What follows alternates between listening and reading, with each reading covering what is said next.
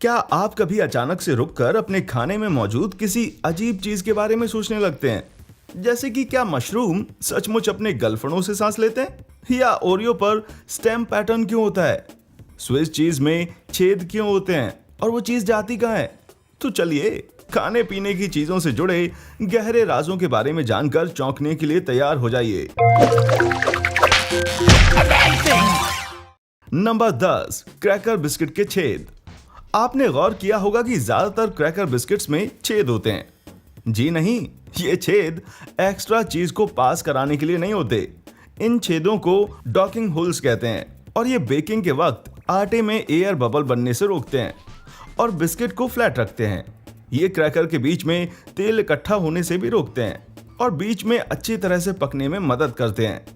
ये दिक्कतें कुछ रेसिपीज और शेप्स में दूसरों से ज्यादा आती हैं, इसलिए हो सकता है कि कुछ क्रैकर्स में ये छेद ना हो।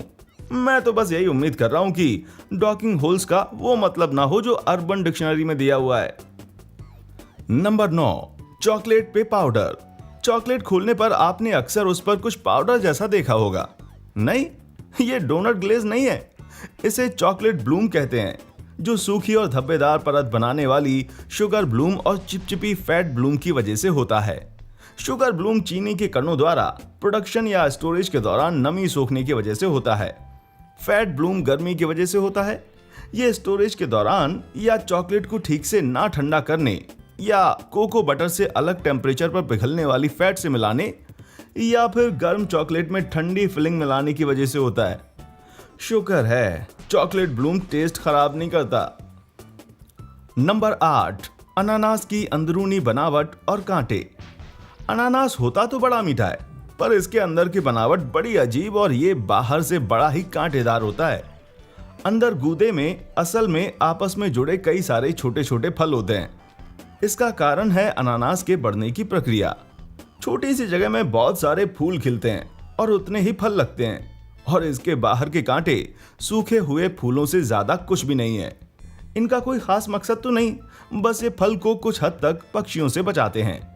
एक मजे की बात तो सुनिए, अनानास के कांटे पाइन के कोन की तरह दिखते हैं, इसलिए यूरोपियंस ने इसे पाइनएप्पल कहना शुरू कर दिया। नंबर 7, अंडों में लाल धब्बे। अगर आप अंडे बनाते हैं तो कभी ना कभी आपने उसके अंदर एक लाल धब्बा जरूर देखा होगा। इसे ब्लड स्पॉट या मीट स्पॉट कहते हैं, जो अंडे के विकास के दौरान किसी ब्लड वेसल या रक्त वाहिका के फटने से बनता है। ज्यादातर लोग मानते हैं कि यह धब्बा अंडे के फर्टिलाइजेशन या निषेचन की वजह से होता है। ये गलत है। फैक्ट्री में कैडलिंग द्वारा ऐसे ज्यादातर अंडे हटा दिए जाते हैं, पर सभी को हटाना नामुमकिन है। खासकर ब्राउन अंडों में ऐसा कर पाना और भी मुश्किल है। खैर, इस बात की पड़ताल अभी बाकी है कि पहले अंडा आया या मुर्गी। नंबर 6, चीज में नीली वेन्स या नलिकाएं। कुछ चीज में नीली वेन्स होती हैं, पर जरूरी नहीं कि ऐसी चीज उच्च कोटि की ही हो। नीली चीज पेनिसिलियम रॉकफोर्ट नाम के फफूंद या मोल्ड कल्चर से बनाई जाती है। चीज बनाने की प्रक्रिया की शुरुआत में ही दूध में बैक्टीरिया के साथ मोल्ड मिला दिया जाता है। चीज की उम्र बढ़ने के साथ साथ मोल्ड भी बढ़ती है और एक तय सीमा तक बढ़ने के बाद चीज को खाने के लिए रेडी माना जाता है। फफूंद खाने की बात आपको भले ही अजीब लगे, पर इसी से ब्लू चीज को उसका खास स्वाद मिलता है। पर यह आइडिया आया किस जीनियस के दिमाग में? कहते हैं एक लड़का एक गुफा में बैठकर ब्रेड और चीज खा रहा था, तभी उसे दूर एक सुंदर लड़की दिखाई दी। वो अपना खाना वहीं छोड़कर उसके पीछे भागा। महीनों बाद जब वो लौटा तो उसने पाया कि फफूंद ने उसकी चीज को रॉकफोर्ट में तब्दील कर दिया था। खैर, ये राज अभी भी नहीं खुला है कि उसने इसे मुंह में डालने की क्यों सोची। नंबर 5, मशरूम के गलफर्ड। आपने मछली की तरह मशरूम में भी गलफर्ड देखे होंगे, पर दोनों अलग हैं। जहां मछली का गलफर्ड सांस लेने के काम आता है, वहीं मशरूम के गलफर्ड इसके बीजाणुओं को दूर तक पहुंचाने में मदद करते हैं।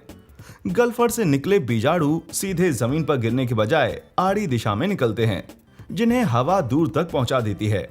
तो घबराइए नहीं, चीज में डुबोने से आपके मशरूम का दम नहीं घुटेगा। नंबर 4, जैतून में कुछ लाल रंग का भरा हुआ। ये लाल रंग नोटिस किए बिना जैतून खाना नामुमकिन है। ये लाल पट्टियां असल में पिमेंटोस कही जाने वाली स्वीट चिली पेपर हैं, जिसे फैक्ट्री में भरा जाता है। पेड़ से ताजा ताजा तोड़े गए जैतून बहुत ही खट्टे होते हैं, इसलिए इन्हें नमक के पानी में डुबोकर रखा जाता है। उसके बाद भी इन्हें खाने के लायक बनाने के लिए कुछ फ्लेवर्स मिलाने पड़ते हैं। इसीलिए यूएस में जैतून में पिमेंटोस भरी जाती हैं। मजे की बात तो यह है कि स्पेन वाले अपने जैतून में एनकोवी मछली भरते हैं। हमारे लिए तो टोपीमेंटोस ही सही है भाई।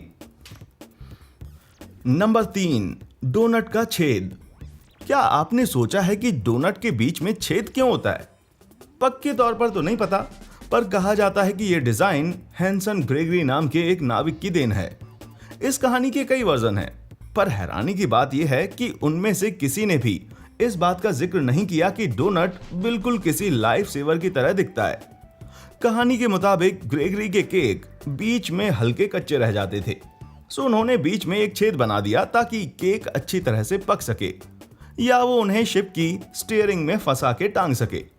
गौर करने वाली बात है कि लगभग उसी समय यूएसए में बेगल्स बिकने शुरू हुए, जिन्हें फेरी वाले डंडियों में फंसाकर बेचते थे। डोनट में शायद इसीलिए छेद किए गए हों ताकि उन्हें भी इसी तरह बेचा जा सके।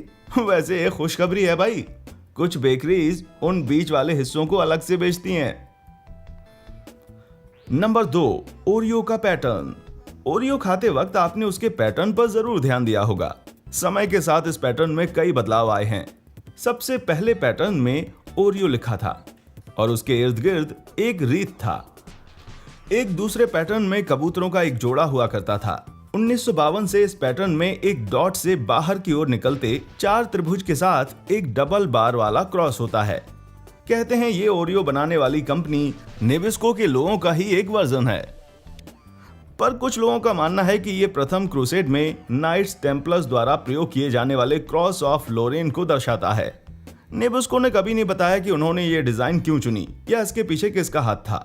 लोग कहते हैं कि यह पैटर्न विलियम टर्नियर की देन है, जो उस दौरान नेबिस्को में डिजाइन का काम करते थे। नंबर 1, स्विस चीज के छेद। स्विस चीज में बहुत सारे छेद होते हैं। लोग मानते हैं कि इसकी वजह बैक्टीरिया है, पर यह गलत है। असल में इसके पीछे का कारण है दूध धोते वक्त बाल्टी में गिरे भूसे के सूक्ष्म कण। दूध जैसे जैसे पुराना होकर चीज में बदलता है, भूसे के ये कण अपने इर्द गिर्द एक छेद बना देते हैं। यही वजह है कि स्विस चीज में पहले के मुकाबले अब बहुत ही कम छेद होते हैं। दूध निकालने के मॉडर्न उपायों की वजह से भूसे के बहुत ही कम कण दूध में गिरते हैं। पुराने जमाने में लोग मानते थे कि चांद स्विस चीज से बना हुआ है, क्योंकि उसमें काफी गड्ढे दिखाई पड़ते थे, पर इसका भूसे से कुछ लेना देना नहीं है भाई। तो इसी के साथ हमारा ये वीडियो खत्म होता है। क्या आप भी खाने पीने की चीजों में मौजूद किसी अजीब चीज के बारे में जानते हैं? नीचे कमेंट्स में हमें जरूर बताएं।